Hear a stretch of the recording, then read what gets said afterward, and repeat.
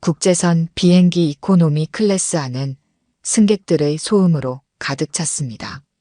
좁은 통로를 지나 허름한 회색 점퍼와 낡은 면바지를 입은 박순희 할머니가 72A 좌석으로 천천히 걸어갔어요. 30분 전 탑승 게이트에서 시작된 할머니의 걸음은 조금 느렸지만 확신에 차 있었습니다. 좌석에 도착한 박순희 할머니는 가방을 머리 위 선반에 올리려고 했어요. 손이 조금 떨렸습니다. 나이 들면서 예전처럼 힘이 넘치진 않았죠. 그 모습을 본 옆자리 승객, 값비싼 정장을 입은 중년 남성이 눈살을 찌푸렸습니다. 아이고, 좋은 날에 재수 없게 됐네. 남성은 할머니가 들을 수 있을 만큼 크게 중얼거렸어요. 이윽고 할머니가 자리에 앉자 남성은 자리에서 벌떡 일어났습니다. 저기요, 승무원님. 제 좌석을 바꿔주실 수 없을까요? 내가 원래 1등석 타는 사람인데 만석이라 이코노미라니. 이게 무슨 꼴입니까? 승무원은 공손하게 사과했지만 모든 좌석이 이미 배정되어 있어 변경이 불가능하다고 설명했어요. 남성은 짜증을 내며 자리로 돌아왔습니다. 정말 최악이네. 이 좁은 데서 노인 냄새까지 나고. 남성이 크게 한숨을 내쉬며 말했죠. 주변 승객들이 그의 무례함에 불편한 눈길을 보냈지만 아무도 나서지 않았어요. 그저 불편한 상황을 외면하기에 바빴습니다. 할머니는 창가에 앉아 묵묵히 창밖을 바라볼 뿐이었죠. 눈가에 깊게 패인 주름은 많은 세월을 담고 있었습니다. 손은 무릎 위에 가지런히 놓여 있었고 표정은 고요했어요. 마치 수십 년간 참아온 무언가가 있는 듯한 깊은 인내가 느껴졌습니다. 할머니, 비행기 타는 것도 힘드실 텐데 그냥 집에 계시지 왜 고생을 사서 하세요? 남성이 비꼬는 투로 물었죠. 할머니는 여전히 아무 대꾸도 하지 않았어요. 그저 창밖의 구름을 응시할 뿐이었습니다.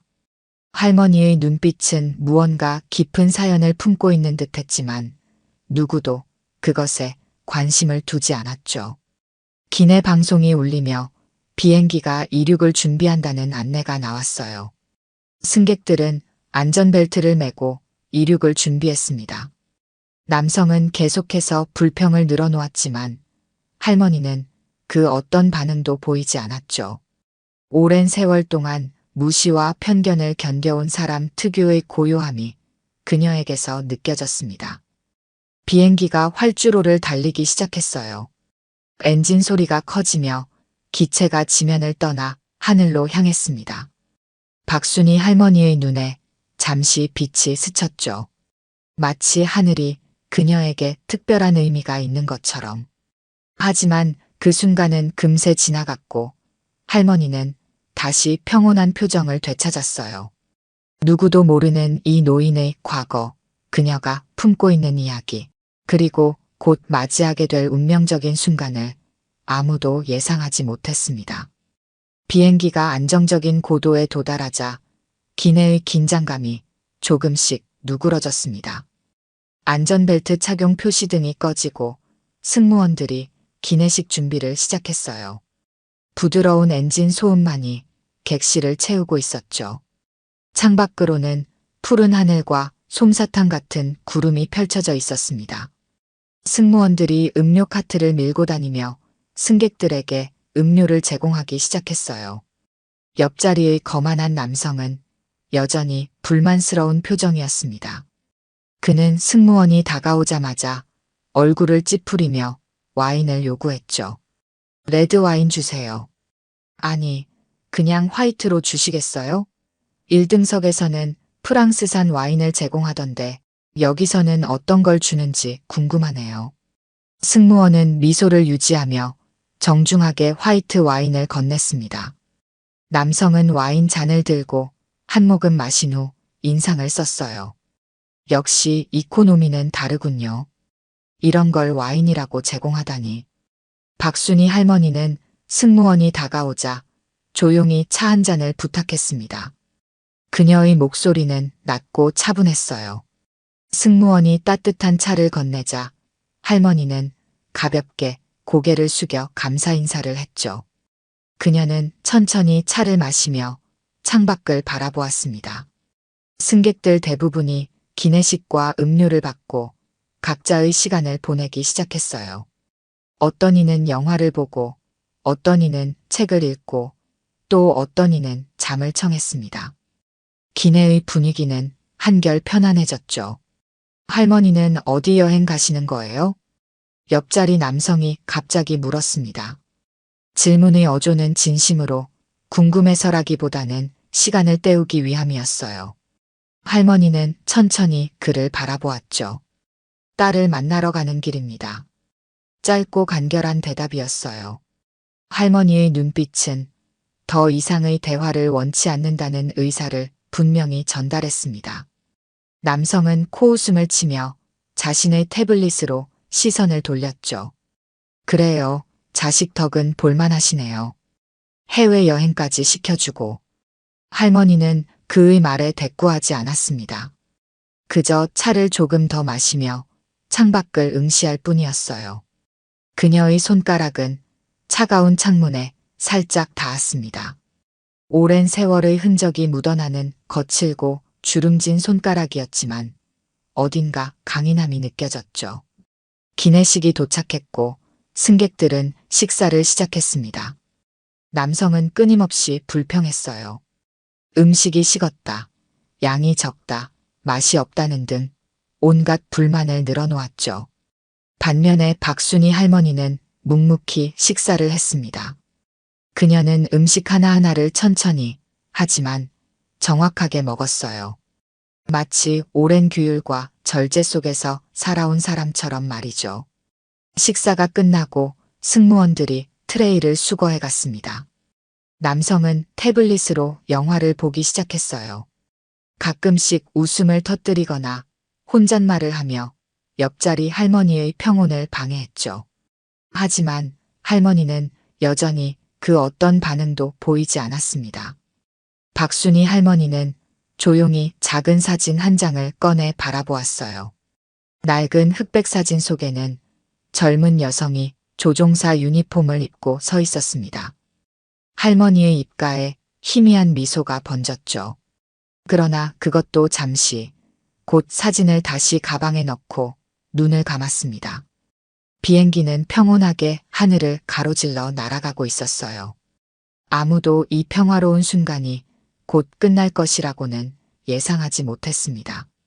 그리고 그 누구도, 특히 옆자리의 거만한 남성은 이 조용한 할머니가 곧 모두의 운명을 바꾸게 될 것이라는 사실을 상상조차 하지 못했죠.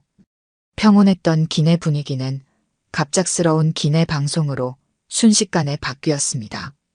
불안한 기색이 역력한 여성 승무원의 목소리가 객실에 울려 퍼졌어요. 승객 여러분, 죄송합니다만 긴급 상황이 발생했습니다. 기장님께서 갑작스러운 건강 문제로 의식을 잃으셨어요. 현재 부기장님이 조종을 맡고 있지만 도와줄 사람이 필요한 상황입니다. 순간 객실 안이 얼어붙었죠. 눈 깜짝할 사이에 승객들 사이에서 동요가 일기 시작했습니다. 누군가 작게 비명을 질렀고 여기저기서 불안한 목소리가 들려왔어요. 뭐라고요? 기장이 의식을 잃었다고요? 이게 무슨 일이죠? 우리는 괜찮은 거예요?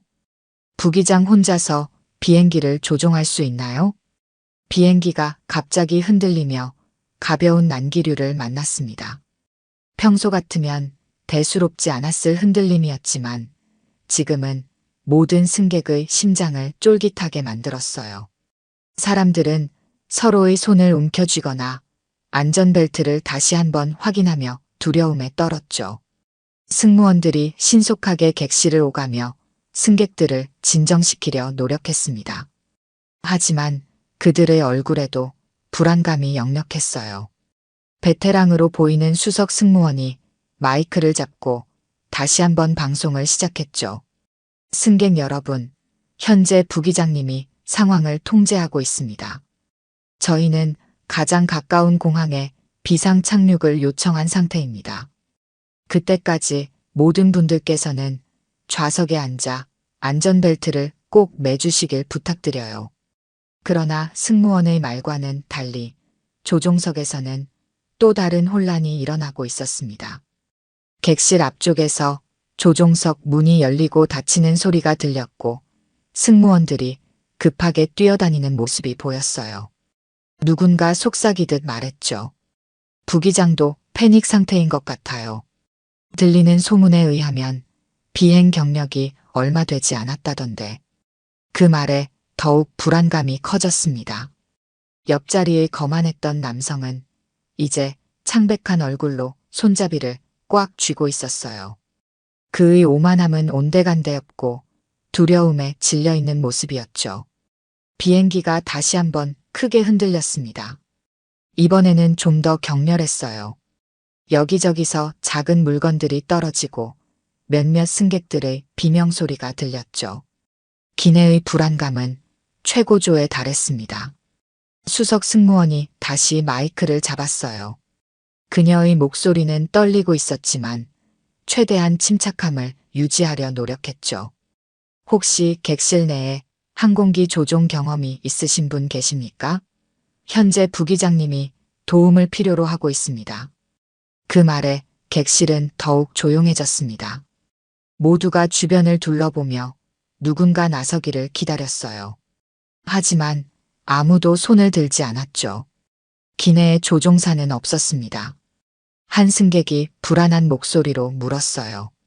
조종사가 없으면 어떻게 되는 거죠? 우리 다 죽는 건가요?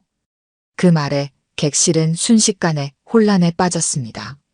승객들은 서로 말을 하기 시작했고 일부는 기도를 시작했으며 다른 이들은 서로를 부둥켜 안고 울기 시작했어요.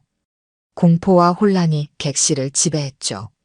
그런 와중에도 박순희 할머니는 놀라울 정도로 침착했습니다. 그녀는 여전히 창밖을 바라보고 있었지만 이제 그녀의 눈빛이 달라졌어요.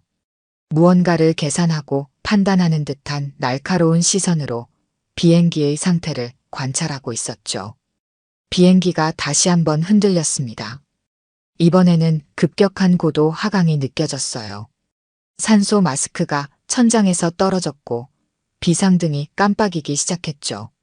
승객들의 비명소리가 객실을 가득 채웠습니다. 조종할 수 있는 사람 없나요? 제발요. 누군가 절박하게 외쳤어요. 이제 모든 승객은 생존에 대한 절박함으로 가득 찼습니다.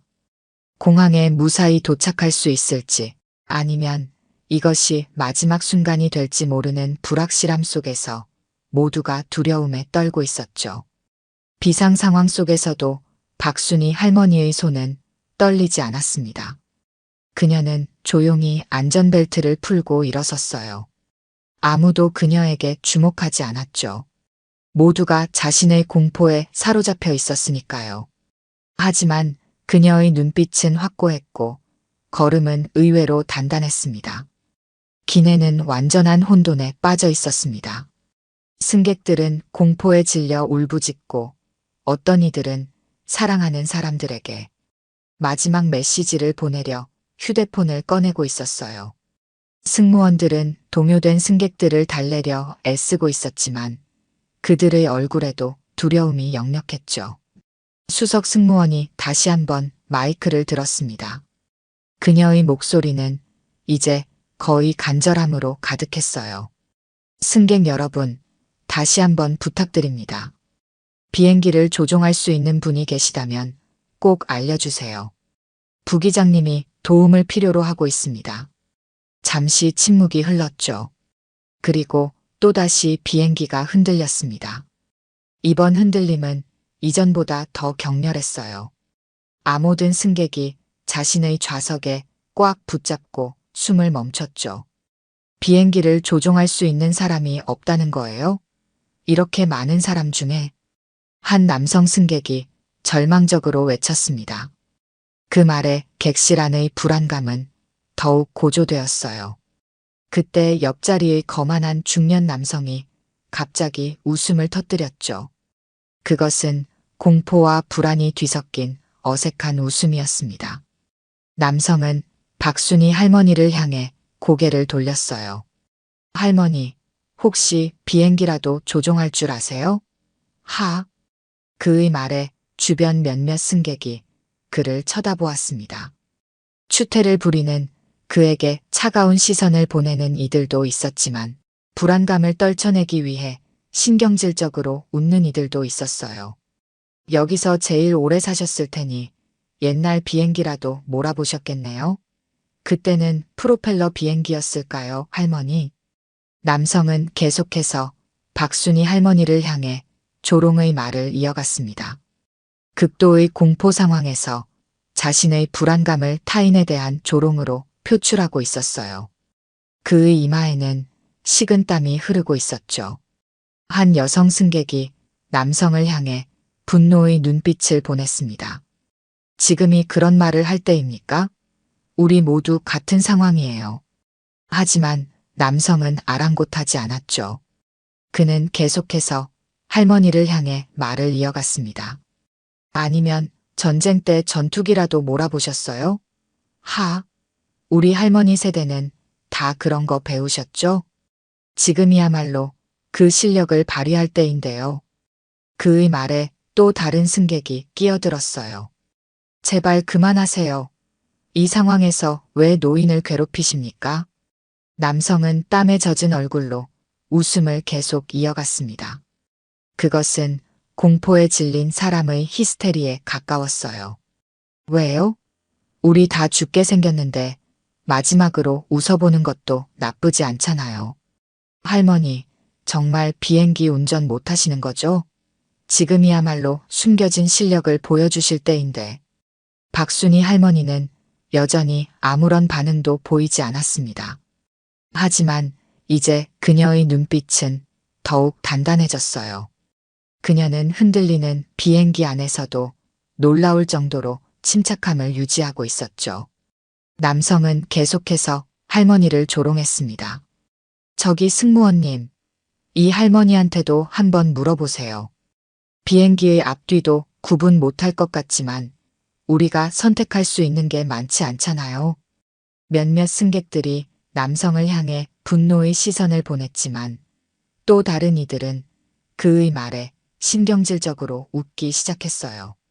극단적인 공포 상황에서 사람들의 반응은 각기 달랐죠. 그래도 할머니가 조종석에 들어가면 기내식이라도 더 줄까요? 아니면 비행기가 할매 비행으로 바뀌는 건가? 하하. 남성의 웃음소리가 객실에 울려 퍼졌습니다. 그의 조롱은 계속됐지만 할머니는 여전히 침묵을 지켰어요.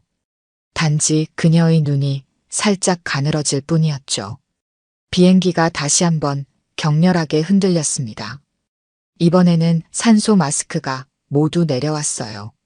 승객들은 더욱 공포에 질려 아우성쳤죠. 그제서야 남성의 웃음이 멈췄습니다. 그는 공포에 질린 얼굴로 산소 마스크를 움켜쥐었어요. 바로 그때였죠. 박순이 할머니가 조용히 자리에서 일어났습니다.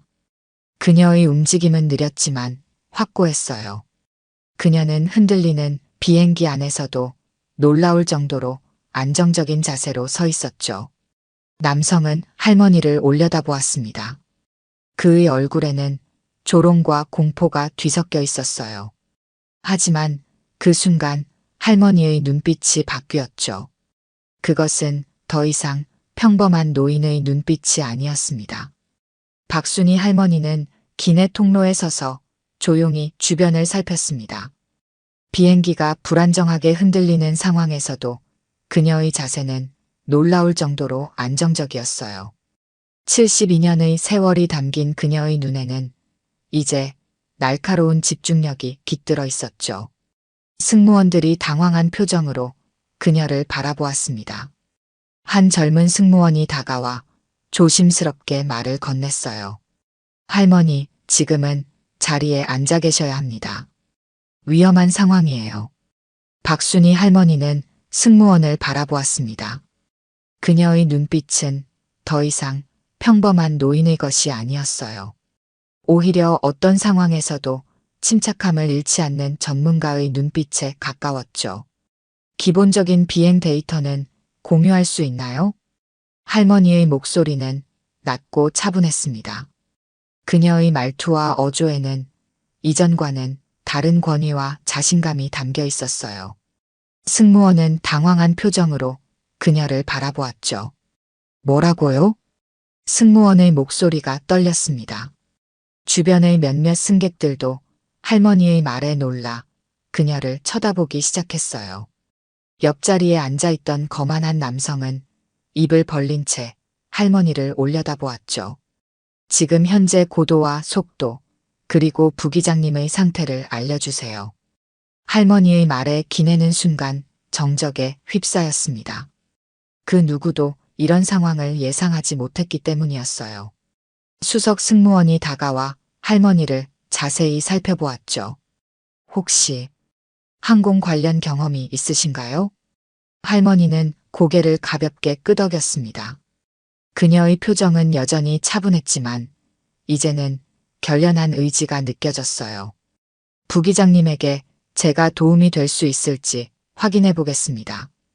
그 말을 들은 수석 승무원의 얼굴에 잠시 망설임이 스쳤습니다. 하지만 비행기가 다시 한번 격렬하게 흔들리자 그녀는 빠르게 결단을 내렸어요. 따라오세요. 수석 승무원이 할머니에게 손짓했고 박순희 할머니는 조용히 따라갔습니다. 몸은 노쇠했을지 몰라도 그녀의 걸음걸이는 이상하게도 흔들리는 비행기 안에서 안정적이었어요. 저 할머니가 뭐 하시는 거죠? 설마 조종석에 가시려는 건가요? 정말 비행기를 조종할 줄 아시는 걸까요? 승객들의 놀란 목소리가 이어졌습니다. 아까까지 할머니를 조롱하던 남성은 이제 완전히 얼어붙은 표정이었어요. 그의 얼굴에서 피가 빠져나간 것처럼 창백했죠. 지금 저 할머니가 대체 무슨 일이? 남성은 더듬거리며 말했습니다. 그는 할머니가 조종석 쪽으로 걸어가는 모습을 믿을 수 없다는 표정으로 바라보았어요. 옆에 앉은 승객이 그에게 말했죠. 방금 전까지 할머니를 비웃던 분이 왜 그러세요? 놀랍나요? 남성은 말을 잇지 못했습니다.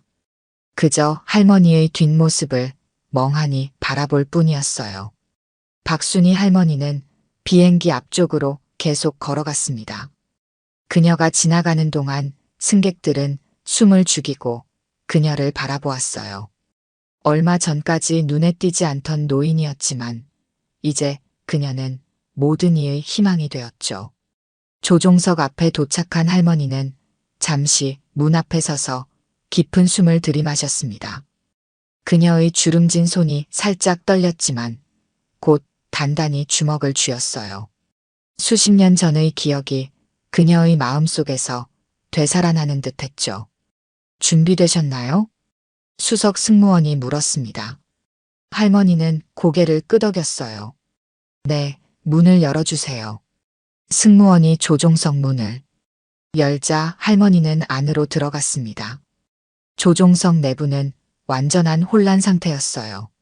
부기장은 식은땀을 흘리며 컨트롤을 붙잡고 있었고 의식을 잃은 기장은 한쪽에 누워 있었죠. 박순희 할머니는 조용히 상황을 파악했습니다. 그녀의 눈은 빠르게 계기판들을 훑으며 현재 상태를 분석했어요. 부기장은 눈을 크게 뜨고 할머니를 바라보았죠. 누구십니까? 할머니는 차분하게 대답했습니다. 걱정 마세요. 제가 도와드리겠습니다. 그녀의 목소리에는 이제 완전한 자신감이 담겨 있었어요. 부기장의 얼굴에 의문이 가득했지만 지금은 어떤 도움이라도 필요한 상황이었죠. 박순희 할머니는 기장의 빈자리에 앉았습니다. 그리고 그녀의 손이 조종관을 잡는 순간 모든 것이 달라졌어요. 노인의 주름진 손이 아니라 수십 년의 경험을 가진 조종사의 손이 비행기를 잡은 것처럼 말이죠. 객실에 남아있는 승객들은 고개를 모아 앞쪽을 바라보고 있었습니다. 할머니가 조종석으로 들어간 것을 본 그들의 표정에는 혼란과 희망이 뒤섞여 있었어요. 특히 할머니를 조롱했던 남성의 얼굴은 충격으로 굳어져 있었죠. 조종석 내부는 긴장감으로 가득 찼습니다. 박순희 할머니는 기장석에 앉아 신속하게 계기판을 확인하기 시작했어요. 그녀의 손길은 놀라울 정도로 능숙했고 눈빛은 날카롭게 집중되어 있었죠. 부기장은 할머니를 의심스럽게 바라보았습니다. 정말 비행기를 조종하실 수 있으신가요? 부기장의 목소리는 떨림과 의심으로 가득했어요. 박순희 할머니는 고개를 끄덕이며 차분하게 대답했습니다. 비행 속도와 고도는 유지하고 있나요? 그녀의 질문은 정확했고 전문적이었죠. 부기장은 놀란 표정으로 고개를 끄덕였습니다. 네, 하지만 조금씩 고도가 낮아지고 있어요. 제가 너무 긴장해서. 할머니는 조종간을 단단히 잡고 약간의 조정을 가했습니다. 그녀의 움직임은 수십 년간 조종간을 다루어 온 사람의 것처럼 자연스러웠어요. 연료 잔량과 자동 항법 시스템 상태를 알려주세요. 부기장은 할머니의 명확한 지시에 따라 데이터를 확인했습니다. 그의 얼굴에는 여전히 의문이 가득했지만 할머니의 자신감 있는 모습에 조금씩 안정을 찾기 시작했어요. 연료는 충분합니다. 목적지까지 4시간 여유가 있어요. 자동항법 시스템은 현재 반작동 상태입니다. 최근 난기류로 인해 일부 기능이 불안정해졌죠. 할머니는 신속하게 계기판의 다양한 버튼과 스위치를 조작했습니다. 그녀의 손놀림은 현대식 항공기를 다루는데 약간의 생소함이 있었지만 기본 원리를 완벽하게 이해하고 있는 듯했어요. 관제탑과 연결해 주세요. 현재 상황을 보고하고 비상 착륙 가능한 가장 가까운 공항을 확인해야 합니다. 부기장은 할머니의 지시를 따르며 통신 장비를 작동시켰습니다.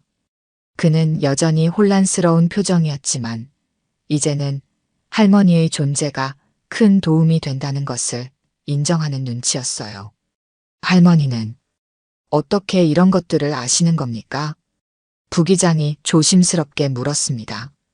박순희 할머니는 잠시 계기판에서 눈을 떼어 그를 바라보았어요. 그녀의 눈에는 오랜 세월의 이야기가 담겨 있었죠. 내가 조종했던 건 전투기였지만 기본 원리는 같아요. 그 한마디에 조종석 내의 모든 사람이 충격에 빠졌습니다. 수석 승무원은 입을 다물지 못하고 할머니를 바라보았어요. 부기장의 눈은 놀라움으로 크게 떠졌죠. 전투기요?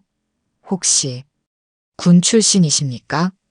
할머니는 대답 대신 집중해서 비행기의 균형을 잡았습니다.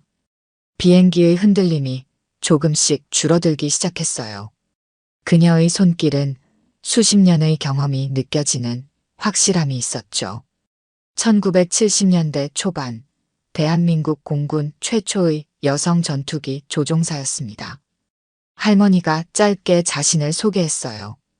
그녀의 목소리는 담담했지만 그 속에는 자부심이 묻어났죠. 부기장과 승무원들은 충격과 경외심으로 그녀를 바라보았습니다.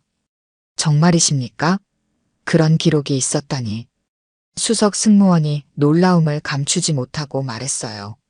할머니는 미소 짓지 않았지만 그녀의 눈빛은 잠시 부드러워졌습니다. 그 시절에는 여성이 전투기를 조종한다는 게 쉽지 않았죠. 많은 반대와 편견이 있었어요. 하지만 나는 포기하지 않았습니다. 할머니는 말을 이어가면서도 계속해서 비행기를 안정시키는 데 집중했어요. 그녀의 손길 아래 항공기는 점점 더 안정을 찾기 시작했죠. 관제탑과의 통신이 연결되었고 부기장은 현재 상황을 보고했습니다. 할머니는 침착하게 자신이 조종을 돕고 있음을 알리고 비상 착륙을 위한 가장 가까운 공항 정보를 요청했어요. 1시간 내에 인천국제공항에 비상 착륙이 가능합니다. 모든 준비가 되어 있을 거예요. 관제탑에서 전달받은 정보를 부기장이 할머니에게 전했죠. 할머니는 고개를 끄덕이며 새로운 항로를 계산하기 시작했습니다.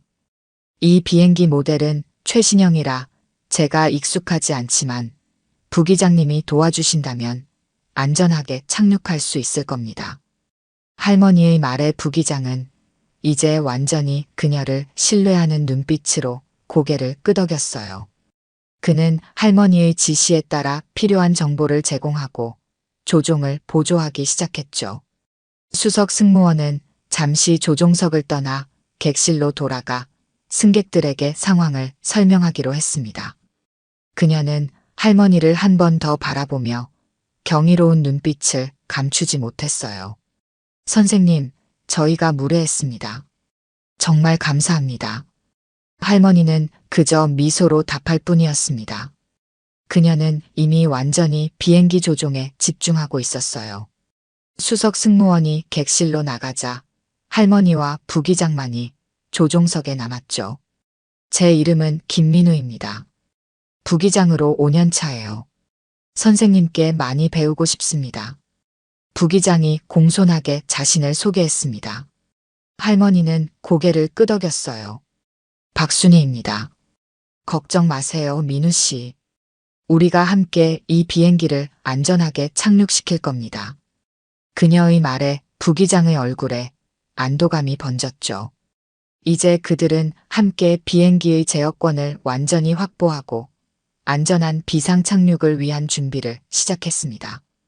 객실에서는 여전히 불안감이 감돌고 있었습니다.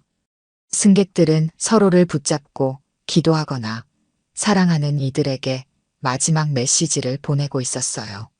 하지만 무언가 달라지고 있었죠. 비행기의 흔들림이 점점 줄어들고 비상등도 꺼지기 시작했습니다. 수석 승무원이 마이크를 들고 객실에 방송을 시작했어요. 승객 여러분, 현재 상황이 많이 안정되었습니다. 박순희 할머니께서 부기장님과 함께 비행기를 조종하고 계십니다. 1시간 내에 인천국제공항에 비상 착륙할 예정이니 모두 자리에 앉아 안전벨트를 매고 계시기 바랍니다. 그 말에 객실은 다시 한번 술렁였습니다.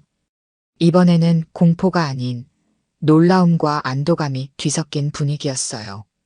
정말 그 할머니가 비행기를 조종한다고요? 어떻게 가능한 거죠?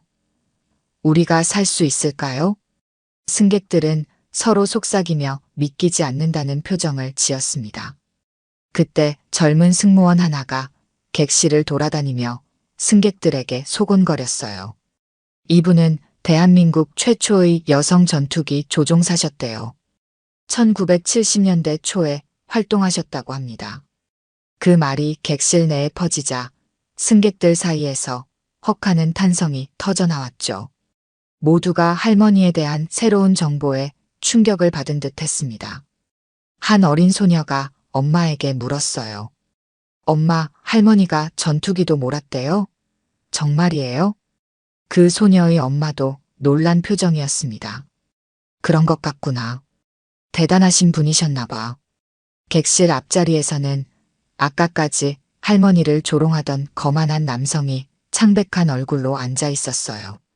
그의 손은 떨리고 있었고 이마에는 식은땀이 맺혀 있었죠. 옆자리 승객이 그에게 말을 건넸습니다. 좀 전에 할머니를 조롱하셨던 분 맞죠? 지금 기분이 어떠세요? 남성은 아무런 대답도 하지 못했어요. 그저 고개를 푹 숙인 채 자신의 손만 바라보고 있었습니다. 그의 얼굴에는 후회와 부끄러움이 가득했죠. 비행기는 이제 완전히 안정을 찾았습니다. 승무원들도 훨씬 안정된 모습으로 객실을 돌아다니며 승객들을 진정시켰어요. 한 승무원이 기내 방송을 통해 추가 정보를 전달했죠. 박순희 선생님과 부기장님의 노력으로 비행기가 안정되었습니다. 약 50분 후 인천국제공항에 비상 착륙할 예정입니다. 모든 비상 요원들이 공항에서 대기 중이니 걱정하지 마시고 승무원들의 안내에 따라주시기 바랍니다.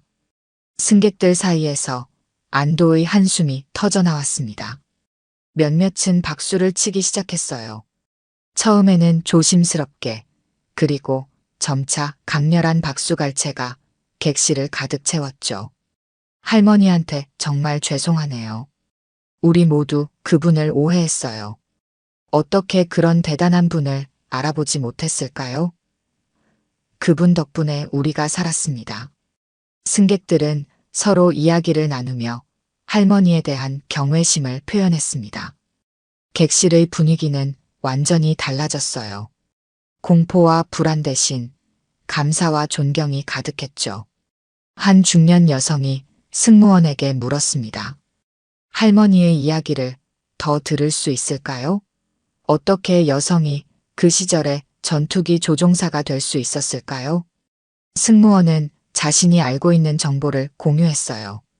부기장님에 따르면 박순희 선생님은 수많은 반대와 편견에도 불구하고 당시 최초의 여성 전투기 조종사가 되셨다고 해요.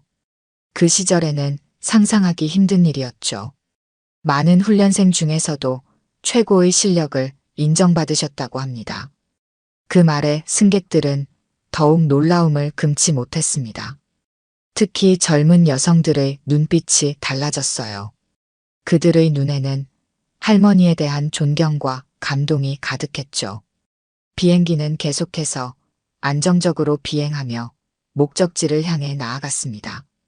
지상에서는 이미 비상상황 대응팀이 준비를 마치고 있었어요. 공항과 항공사는 비상 착륙을 위한 모든 준비를 갖추고 있었죠. 조종석에서는 박순희 할머니와 김민우 부기장이 완벽한 팀워크로 비행기를 조종하고 있었습니다.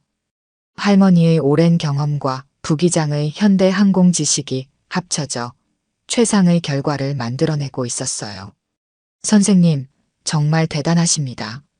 이런 최신형 항공기를 처음 다루시는데도 이렇게 능숙하게 조종하시다니. 부기장이 존경의 눈빛으로 할머니를 바라보며 말했습니다. 할머니는 미소를 지으며 대답했어요. 비행의 기본 원리는 크게 변하지 않았어요. 그리고 당신의 도움이 컸습니다. 부기장은 할머니의 겸손함에 더욱 감동받은 표정이었죠. 그는 이 순간을 평생 잊지 못할 것 같다는 생각이 들었습니다. 인천국제공항의 활주로에는 이미 구급차와 소방차 그리고 각종 비상 차량들이 대기하고 있었습니다. 공항 관계자들과 의료진은 만약의 사태에 대비해 긴장된 표정으로 하늘을 주시하고 있었어요. 그리고 마침내 멀리서 항공기의 실루엣이 보이기 시작했죠. 비행기는 놀라울 정도로 안정적인 자세로 공항을 향해 접근했습니다. 관제탑에서는 박순희 할머니와 김민우 부기장의 차분한 목소리가 전달되고 있었어요. 인천 관제탑, 여기는 KA-119편입니다. 착륙 진입 중입니다. 박순희 할머니의 목소리는 72년의 세월이 느껴졌지만 그 속에 담긴 자신감과 전문성은 어떤 베테랑 조종사보다도 확실했죠. 관제탑 직원들은 서로 놀란 눈빛을 교환했습니다. KA-119편, 착륙 허가합니다. 활주로 2번으로 접근하세요. 모든 비상팀이 대기 중입니다. 비행기 내부에서는 승객들이 창밖을 내다보며 초조하게 착륙 순간을 기다리고 있었어요. 그러나 이전의 공포는 이제 기대와 안도감으로 바뀌어 있었죠. 누구나 할머니가 이 위기를 완벽하게 수습할 것이라는 확신을 갖게 되었습니다. 승객 여러분, 곧 착륙합니다. 모두 안전 자세를 취해 주시기 바랍니다. 승무원들이 객실을 돌며 마지막 점검을 했습니다. 승객들은 묵묵히 지시에 따랐어요. 그들의 눈에는 이제 희망이 빛나고 있었죠. 조종석에서는 박순희 할머니와 김민우 부기장이 완벽한 호흡으로 착륙을 준비하고 있었습니다. 할머니의 손은 조종관을 단단히 쥐고 있었고 그녀의 눈빛은 날카롭게 집중되어 있었어요. 착륙 기어 내려주세요. 네, 착륙 기어 정상 작동합니다. 속도 조절, 고도 감소. 지금 착륙합니다. 할머니의 차분한 지시와 부기장의 신속한 응답이 오가는 가운데 비행기는 활주로를 향해 점점 고도를 낮추었습니다. 그리고 마침내 바퀴가 활주로에 닿는 순간이 왔어요. 살짝 흔들림이 있었지만 곧 비행기는 안정을 찾았습니다. 부드럽게, 그러나 확실하게 착륙에 성공한 것이었죠. 객실에서는 잠시 정적이 흘렀고 곧 이어 우렁찬 박수와 환호성이 터져 나왔습니다. 우리가 살았어요. 할머니 만세. 정말 완벽한 착륙이었어요. 승객들은 기쁨의 눈물을 흘리며 서로를 부둥켜 안았습니다. 긴장으로 굳어있던 얼굴들이 환희로 가득 찼어요. 생명의 위협에서 벗어난 안도감이 객실 전체를 채웠죠. 비행기가 완전히 정지하자 비상대응팀이 신속하게 접근했습니다. 의료진이 먼저 비행기에 올라 의식을 잃은 기장을 살폈어요. 다행히 기장의 상태는 안정적이었고 신속한 치료를 받을 수 있었죠. 승객들은 차례대로 비행기에서 내리기 시작했습니다. 그들은 내리면서 승무원들에게 감사의 인사를 전했어요. 모두가 조종석 앞을 지나며 할머니를 한 번 더 보고 싶어 했지만 아직 할머니는 조종석에서 마지막 점검을 하고 있었죠. 마지막으로 박순희 할머니가 조종석에서 나와 천천히 객실을 걸어 나왔습니다. 공항으로 내리는 순간 그녀를 기다리고 있던 모든 승객과 공항 직원들이 일제히 우렁찬 박수를 보냈어요. 카메라 플래시가 터지고 기자들이 몰려들었죠. 할머니는 그저 조용히 미소 지을 뿐이었습니다. 그녀의 표정은 여전히 담담했지만 눈빛에는 자랑스러움이 깃들어 있었어요. 그때 할머니를 조롱했던 거만한 남성이 천천히 다가왔습니다. 그의 얼굴은 부끄러움과 후회로 가득했죠. 그는 할머니 앞에서 깊이 고개를 숙였어요. 정말 죄송합니다. 제가 너무 무례했어요. 선생님 덕분에 우리 모두가 살았습니다. 할머니는 잠시 그를 바라보았습니다. 그녀의 눈에는 분노나 원망이 아닌 이해와 포용이 담겨 있었어요. 괜찮습니다. 사람은 누구나 실수를 하니까요. 남성의 눈에 눈물이 고였습니다. 그는 다시 한번 고개를 숙이고 물러났어요. 주변의 승객들도 숙연한 표정으로 그 모습을 지켜보았죠. 공항 관계자들이 할머니에게 다가와 특별 대우를 해드리겠다고 제안했습니다. 하지만 할머니는 고개를 저었어요. 그럴 필요 없습니다. 저는 그저 해야 할 일을 했을 뿐이에요. 수석 승무원이 다가와 할머니의 손을 잡았습니다. 선생님, 저희가 무례했습니다. 정말 감사합니다. 할머니는 부드럽게 미소 지었습니다. 괜찮아요. 앞으로는 사람을 겉모습으로만 판단하지 마세요. 그 말에 승무원은 고개를 끄덕이며 눈물을 참았어요. 그녀도 처음에는 할머니를 그저 평범한 노인으로만 여겼다는 것을 인정할 수밖에 없었죠. 박순희 할머니는 조용히 공항을 빠져나갔습니다. 그녀는 누구의 도움도 거절하고 평범한 승객처럼 출구를 향해 걸어갔어요. 하지만 이제 모든 사람의 눈에 그녀는 더 이상 평범한 노인이 아니었죠. 그녀는 영웅이었습니다. 공항 출구에서 한 어린 소녀가 할머니에게 달려와 꽃 한 송이를 건넸습니다. 할머니, 커서 저도 할머니처럼 될래요.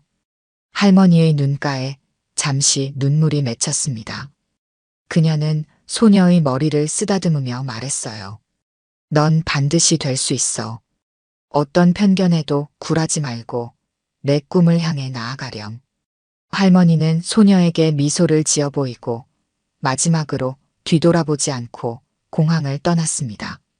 그녀의 뒷모습을 바라보는 모든 이들의 마음에는 깊은 존경과 감사가 가득했어요. 겉모습만으로 사람을 판단했던 모든 이들에게 박순희 할머니는 잊지 못할 교훈을 남겼습니다. 때로는 가장 평범해 보이는 사람 안에 가장 비범한 이야기가 숨어 있다는 것을, 그리고 진정한 영웅은 화려한 겉모습이 아닌 내면의 강인함과 용기에서 비롯된다는 것을 말이죠. 오늘 들려드린 이야기가 여러분의 마음에 작은 울림이 되었기를 바랍니다. 이야기가 좋으셨다면 좋아요와 구독 부탁드려요. 다음 사연을 들려드리는데 큰 힘이 된답니다. 그리고 여러분의 이야기도 댓글로 들려주세요. 다음 이야기 때 또 뵙겠습니다. 서울의 늦가을 밤 11시가 막 지나가려는 시간이었습니다. 편의점 유리창 너머로 흩날리는 낙엽이 쌀쌀한 계절의 끝자락을 알리고 있었습니다. 이수진 매니저는 매장 구석에서 재고 정리를 하다 문득 고개를 들었습니다. 한 여고생이 벌써 40분째 편의점 앞 벤치에 앉아 있었기 때문입니다. 낡은 교복 차림의 여학생은 간간히 어깨를 떨고 있었습니다. 처음에는 추위 때문이라 생각했지만 수진의 눈에는 그것이 울음을 참는 모습으로 보였습니다. 매장을 둘러보니 다행히 손님은 없었습니다. 수진은 따뜻한 캔 커피 2개를 들고 문을 열었습니다. 많이 추운데 안으로 들어오시겠어요? 여학생은 고개를 들었습니다. 눈가에 눈물이 맺혀 있었고 볼은 추위로 붉게 상기되어 있었습니다. 수진의 따뜻한 미소에 여학생은 천천히 자리에서 일어났습니다. 죄송합니다. 저는 그냥 잠시 여기 있었던 것뿐인데. 괜찮아요. 이름이 어떻게 되시나요? 김민지입니다. 이야기를 계속하기 전에 구독과 좋아요 꾹 눌러주시고 매일 배달되는 사연 들어보세요. 알림 설정까지 해두시면 이야기가 올라오자마자 들으실 수 있답니다. 여러분들의 응원은 사연 제작에 정말 큰 힘이 됩니다. 민지는 떨리는 손으로 캔 커피를 받아들었습니다. 따뜻한 온기가 차가웠던 손을 데웠습니다. 수지는 민지의 모습에서 자신의 과거를 보았습니다. 혹시 집에 가기 힘든 상황인가요? 그 말에 민지의 눈에서 다시 눈물이 흘러내렸습니다. 수지는 서둘러 매장 안으로 민지를 안내했습니다. CCTV 사각지대인 창고 앞 의자에 민지를 앉히고 따뜻한 도시락도 데워왔습니다. 먼저 이것부터 드세요. 오늘 제대로 식사하지 못하신 것 같은데요. 도시락을 받아든 민지의 손이 떨렸습니다. 아침부터 아무것도 먹지 못했다는 말과 함께 참았던 눈물이 터져 나왔습니다. 아버님께서 술에 취하셔서 물건을 던지시는 바람에 피하느라 나왔습니다. 민지의 이야기는 거기서부터 시작되었습니다. 3년 전 20년 넘게 운영하던 가구점이 부도났습니다. 아버지는 실패의 충격으로 술에 의존하기 시작했고 가정은 서서히 무너져갔습니다.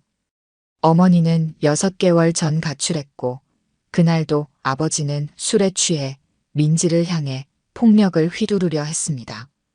수지는 민지의 이야기를 들으며 자신의 과거를 떠올렸습니다. 15년 전 그녀 역시 비슷한 상황에 처해 있었습니다. 그때 한 선생님의 도움이 없었다면 지금의 그녀는 없었을 것입니다. 도시락을 먹는 동안 민지는 조금씩 마음을 열었습니다. 학교에서는 늘 글쓰기로 상을 받았다는 것, 일기장에 매일 자신의 이야기를 적는 것이 유일한 위안이었다는 것도 이야기했습니다. 수지는 민지의 눈빛에서 무언가를 발견했습니다. 잠시 고민하다 휴대폰을 꺼냈습니다. 이 사이트를 한번 보세요. 청소년들이 자신의 이야기를 나누는 공간인데 서로에게 큰 위로가 되고 있어요. 민지는 화면을 유심히 보았습니다. 비슷한 처지의 10대들이 올린 글들이 줄지어 있었고 그들의 댓글에는 진심 어린 위로와 응원이 가득했습니다. 우선 오늘은 제가 마련한 곳에서 주무시고 내일 아침에 같이 청소년 보호센터에 가보는 건 어떠세요? 거기서 도움받을 수 있는 방법을 찾아보는 거예요. 수지는 잠시 일어나 매장을 정리했습니다. 자정이 되어 다음 근무자와 교대할 시간이었습니다. 다행히 다음 근무자는 수진의 사정을 잘 아는 동료였습니다. 제 원룸이 좁지만 하룻밤 편히 쉬다 가시면 좋겠습니다. 그날 밤 수진의 작은 원룸에서 민지는 오랜만에 편안한 잠을 잤습니다. 수진은 바닥에 이불을 펴고 누웠지만 쉽게 잠들 수 없었습니다. 15년 전 자신을 도와주었던 선생님의 얼굴이 자꾸 떠올랐기 때문입니다. 다음 날 아침 수진은 출근하기 전 민지를 청소년 보호센터로 데려갔습니다. 센터의 상담사와 면담을 하는 동안 수진은 민지에게 작은 노트북을 건넸습니다. 이건 제가 예전에 쓰던 건데 선물로 드리고 싶어요. 보호센터에서 지내시는 동안 글도 쓰고 공부도 하시면 좋을 것 같아서요. 민지는 노트북을 받아들며 고개를 숙였습니다.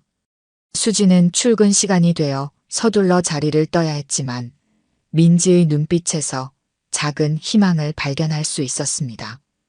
그날 저녁 민지는 보호센터의 컴퓨터실에서 첫 글을 썼습니다. 제목은 술 취한 아버지와 도망친 밤이었습니다. 자신의 아픔을 진솔하게 풀어낸 이야기였습니다.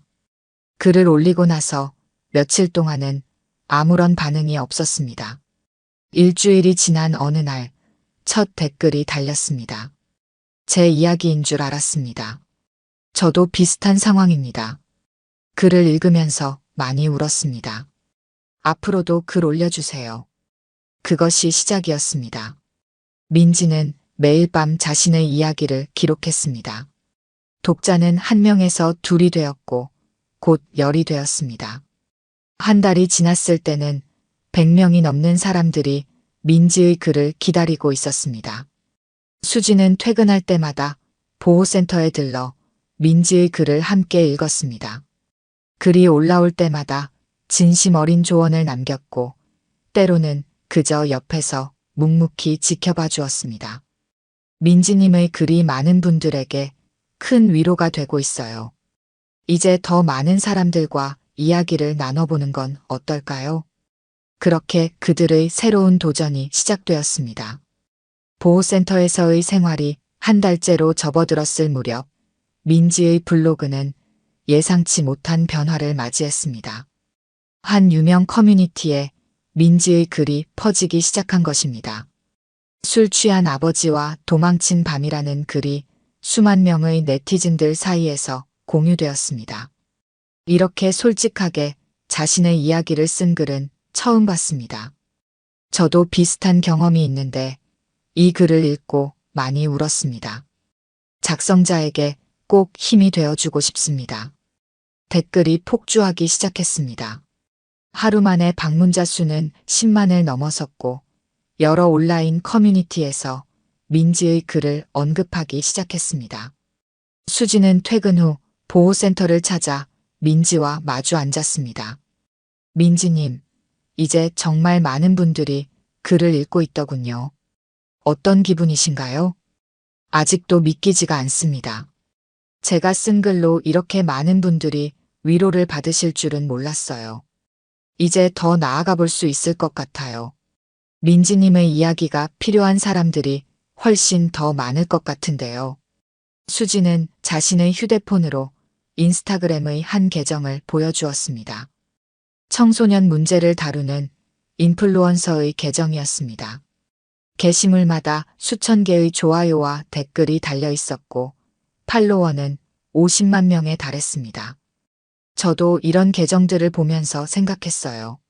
민지님의 이야기도 이렇게 더 많은 사람들에게 전해질 수 있을 것 같아요. 다음 날 민지는 인스타그램 계정을 만들었습니다. 첫 게시물에는 자신의 블로그 글 일부와 함께 작은 손글씨로 쓴 문구를 올렸습니다. 우리는 혼자가 아닙니다. 함께 이겨내요. 예상보다 반응은 빨랐습니다. 블로그를 통해 민지의 글을 읽었던 독자들이 인스타그램으로 몰려왔습니다. 일주일 만에 팔로워가 1만을 넘어섰고 매일 수백 개의 메시지가 도착했습니다. 저도 가정폭력 피해자입니다. 어떻게 신고하고 도움을 받을 수 있을까요? 비슷한 상황에 처한 동생이 있는데 어떻게 도와줄 수 있을까요? 민지님의 용기가 저에게도 힘이 되었습니다. 메시지를 확인하던 민지의 눈에 눈물이 고였습니다. 자신의 글이 이렇게 많은 사람들에게 영향을 미치고 있다는 사실이 믿기지 않았습니다. 한 달이 더 지났습니다. 민지의 인스타그램 팔로워는 5만을 넘어섰고 여러 언론에서 취재 요청이 들어오기 시작했습니다. 10대들의 숨은 이야기를 전하는 익명의 작가로 소개되었고 관련 기사들이 포털 사이트 메인을 장식했습니다. 민지님, 이제 실명으로 활동하는 것은 어떨까요? 수진의 제안에 민지는 깊은 고민에 빠졌습니다. 실명 공개는 큰 결심이 필요한 일이었습니다. 하지만 더 이상 숨어 있을 이유가 없다는 생각이 들었습니다. 네, 용기를 내보려고 합니다. 제 얼굴과 이름을 걸고 이야기하고 싶어요. 그게 비슷한 상황에 있는 친구들에게 더 큰 힘이 될 것 같아요. 실명 전환을 앞둔 어느 날, 민지는 보호센터 상담실에서 아버지를 만났습니다. 3개월간의 알코올 중독 치료를 받은 아버지는 많이 달라져 있었습니다. 민지야, 아빠가 정말 미안하다. 내가 쓴 글들을 다 읽었다. 그동안 내가 얼마나 힘들었을지. 아버지의 눈에는 눈물이 가득했습니다. 민지도 울었습니다. 하지만 이번의 눈물은 달랐습니다. 치유와 화해의 눈물이었습니다. 다음 날 민지는 자신의 얼굴이 담긴 영상을 올렸습니다. 안녕하세요. 저는 김민지입니다. 그동안 익명으로 글을 써왔지만 이제는 제 모습 그대로 여러분을 만나고 싶습니다. 우리의 이야기가 더 이상 어둠 속에 숨어 있지 않았으면 좋겠습니다. 영상은 하루 만에 100만 조회수를 돌파했습니다. 주요 방송사에서 인터뷰 요청이 쏟아졌고 청소년 인권 단체들이 연락을 취해왔습니다. 민지님, 청소년 가정폭력 예방 캠페인의 대표 연사로 초청하고 싶습니다. 김민지님의 스토리를 다큐멘터리로 제작하고 싶습니다. 전국 순회 강연을 제안드립니다. 수지는 이 모든 상황을 지켜보며 민지를 위한 체계적인 지원 방안을 고민했습니다. 단순한 SNS 활동을 넘어 더 큰 영향력을 행사할 수 있는 플랫폼이 필요했습니다. 민지님, 이제는 좀 더 체계적으로 활동해보는 건 어떨까요? 제가 도움이 될 만한 분들을 몇 분 알고 있는데요. 수진의 제안은 새로운 전환점이 되었습니다. 그들은 함께 청춘의 날개 프로젝트를 기획하기 시작했습니다. 이는 단순한 SNS 활동을 넘어 전국의 위기 청소년들을 실질적으로 지원하는 프로그램이 될 것이었습니다.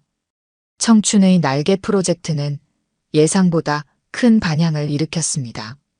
민지의 인스타그램 팔로워는 이미 100만을 넘어섰고 유튜브 채널 구독자도 50만에 육박했습니다. 하지만 진정한 변화는 그때부터였습니다. 한 대기업 임원이 민지의 캠페인을 접하고 재단 설립을 제안했습니다. 위기 청소년 지원을 위한 대규모 프로젝트였습니다. 초기 운영 자금으로 100억 원을 내놓겠다는 파격적인 제안이었습니다. 수지는 밤을 새워 사업 계획서를 검토했습니다. 재단 설립은 분명 큰 기회였지만 그만큼 책임도 막중했습니다. 특히 이사장 인선이 고민이었습니다. 재단의 얼굴이 될 인물은 청소년들의 마음을 이해하면서도 조직을 이끌 수 있는 역량이 필요했습니다. 고민 끝에 수지는 파격적인 결정을 내렸습니다. 25세의 김민지를 이사장으로 추천한 것입니다. 나이는 어리지만 그 누구보다 청소년들의 마음을 이해하고 소통할 수 있는 사람이었습니다. 이사회는 경론 끝에 만장일치로 민지를 이사장으로 선임했습니다. 국내 최연소 재단 이사장의 탄생이었습니다. 언론은 이 파격적인 인사를 대대적으로 보도했습니다. 하지만 수지는 이에 만족하지 않았습니다. 재단의 안정적인 운영을 위해서는 전문성이 필요했습니다. 야간 대학원에 등록한 것은 그런 이유에서였습니다. 경영학 석사과정, 특히 비영리 조직 운영을 전문적으로 공부하기로 했습니다. 낮에는 재단의 실무를 총괄하고 밤에는 대학원 강의실에서 경영 이론을 배웠습니다. 체계적인 조직 관리, 기금 운용, 프로젝트 기획 등 재단 운영에 필요한 모든 것을 배워나갔습니다. 민지 역시 자신만의 방식으로 혁신을 이뤄냈습니다. 전국의 청소년 보호시설을 직접 방문하며 현장의 목소리를 들었습니다. 그 과정에서 온라인 상담 플랫폼의 필요성을 발견했습니다. 24시간 언제든 도움을 요청할 수 있는 시스템이 필요했습니다. 재단은 IT 전문가들을 영입해 늘봄 애플리케이션을 개발했습니다. 실시간 상담, 긴급 지원 요청, 법률 자문 등이 가능한 종합 지원 플랫폼이었습니다. 출시 한 달 만에 다운로드 수 50만을 기록했습니다. 수진의 학업은 재단에 즉각적인 변화를 가져왔습니다. 조직 구조가 체계화되었고 기금 운용의 효율성이 높아졌습니다. 특히 해외 비영리 재단들의 운영 사례를 분석하며 배운 노하우는 큰 도움이 되었습니다. 1년이 지난 후 재단은 전국 30개 도시에 지부를 설립했습니다. 각 지부마다 전문 상담사와 법률 자문단을 배치했고 긴급주거 시설도 마련했습니다. 연간 지원 청소년 수는 1만 명을 넘어섰습니다. 민지의 이야기는 이제 전국의 청소년들에게 희망이 되었습니다. 술에 취한 아버지 때문에 한밤중에 집을 나왔던 그날의 기억은 수많은 청소년들을 돕는 거대한 움직임이 되어 있었습니다. 수진의 석사 논문 주제는 소셜미디어를 통한 청소년 지원 시스템의 혁신 사례 연구였습니다. 논문의 주인공은 물론 민지였습니다. 한 편의점 앞에서 시작된 작은 만남이 어떻게 사회를 변화시키는 힘이 되었는지를 분석한 연구였습니다. 이제 재단은 새로운 도약을 준비하고 있었습니다. 국내를 넘어 아시아 전역의 청소년들을 지원하는 것이 다음 목표였습니다. 젊은 이사장과 전문 경영인의 만남은 예상보다 훨씬 큰 시너지를 만들어내고 있었습니다. 서울 강남의 한 빌딩 15층. 청춘의 날개 재단 이사장실에서 민지는 방금 도착한 보고서를 검토하고 있었습니다. 작년 한 해 동안 재단의 도움을 받은 청소년이 53,427명. 전년 대비 128% 증가한 수치였습니다. 지원 내용도 다양했습니다. 긴급 주거 지원 8,721건, 법률 자문 1만 2,543건, 심리 상담 3만 1,892건, 학업 지원 1만 5,274건. 특히 늘봄 애플리케이션을 통한 24시간 긴급 상담은 19만 8,532건을 기록했습니다. 위기 상황에서 즉시 전문 상담사와 연결되는 시스템은 여러 생명을 구했습니다. 성과는 숫자로만 나타나지 않았습니다. 재단의 지원으로 학교로 돌아간 청소년들의 이야기가 언론의 주목을 받았습니다. 가정폭력에서 벗어나 대학에 진학한 수혜자들의 수기는 베스트셀러가 되었고 이는 다시 재단의 발전 동력이 되었습니다. 수지는 이제 경영학 석사 과정의 마지막 학기를 앞두고 있었습니다. 비영리 재단 운영에 관한 그의 연구는 이미 학계의 주목을 받고 있었습니다.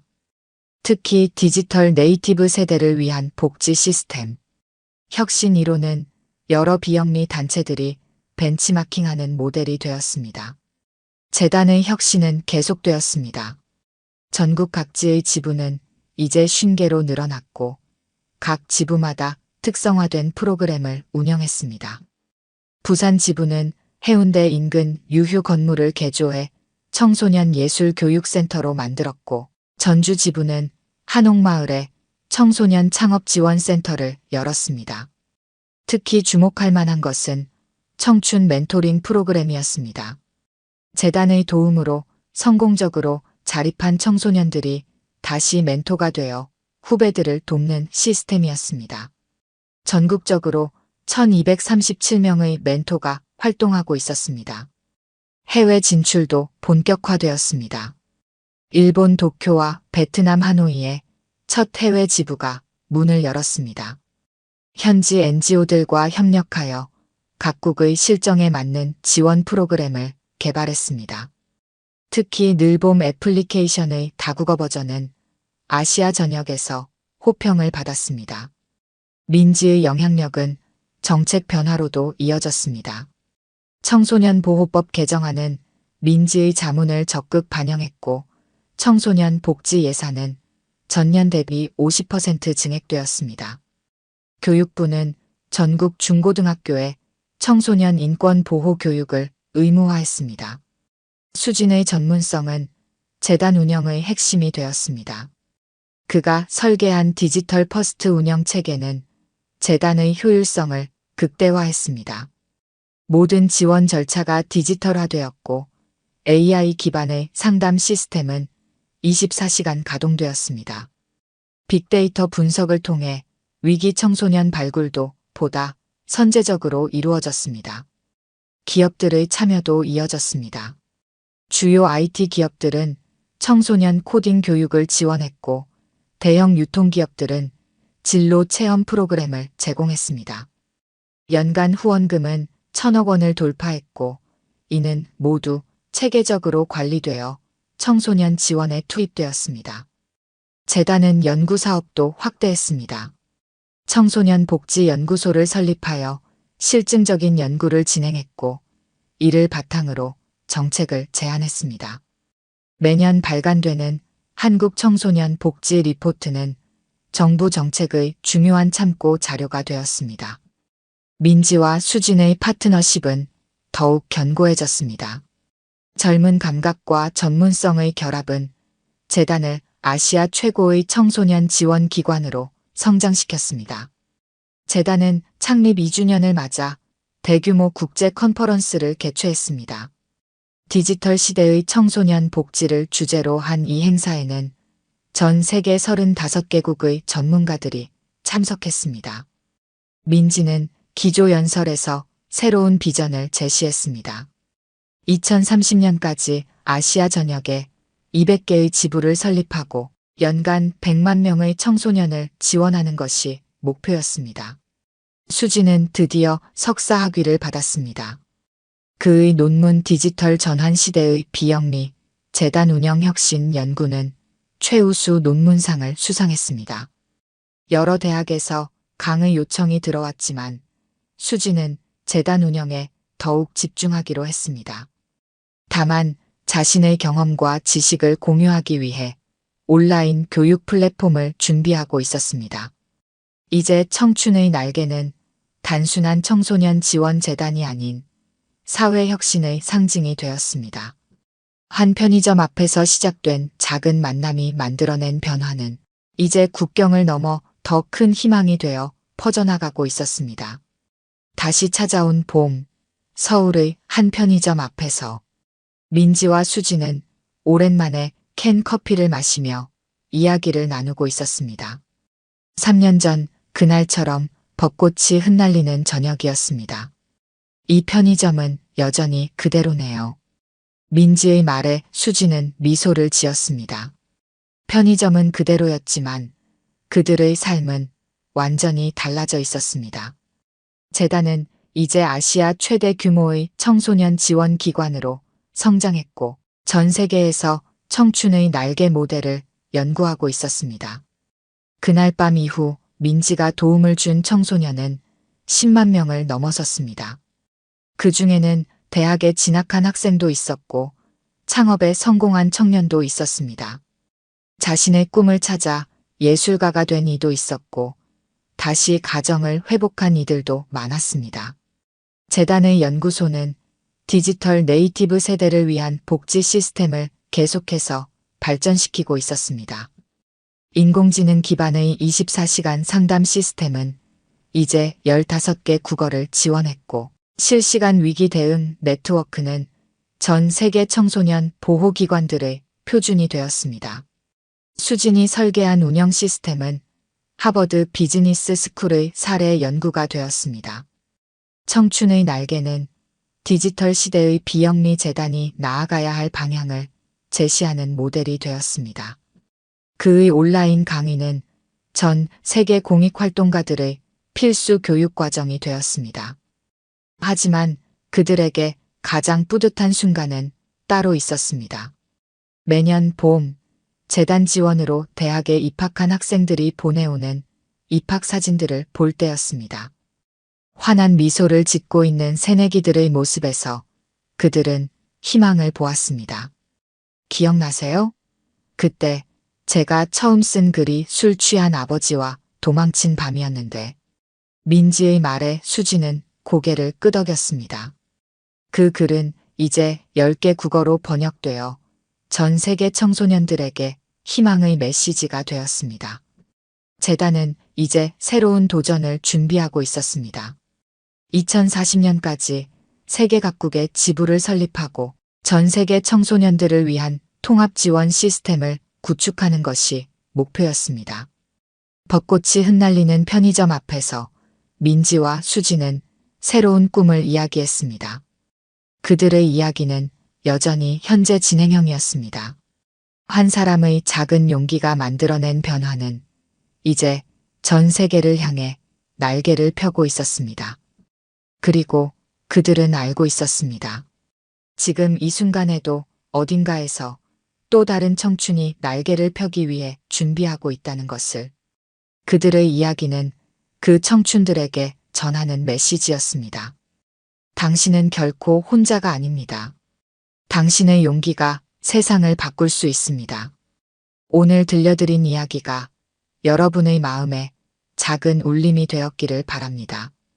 아까 깜빡하신 분들이 계셨다면 좋아요와 구독 부탁드려요. 다음 사연을 들려드리는데 큰 힘이 된답니다. 그리고 여러분의 이야기도 댓글로 들려주세요. 다음 이야기 때 또 뵙겠습니다.